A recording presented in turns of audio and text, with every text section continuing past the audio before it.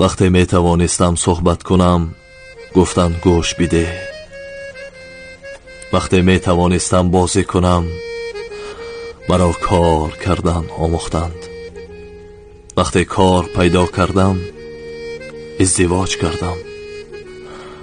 وقتی ازدواج کردم بچه ها آمدند. وقتی آنها را درک کردم مرا ترک کردند. وقتی یاد گرفتم که چگونه باید زندگی کنم، ولی افسوس زندگی تمام شد. البته که تمام شد. یادش بخیر بچگیم، خنده بر لب لب لبی دریا گذشت.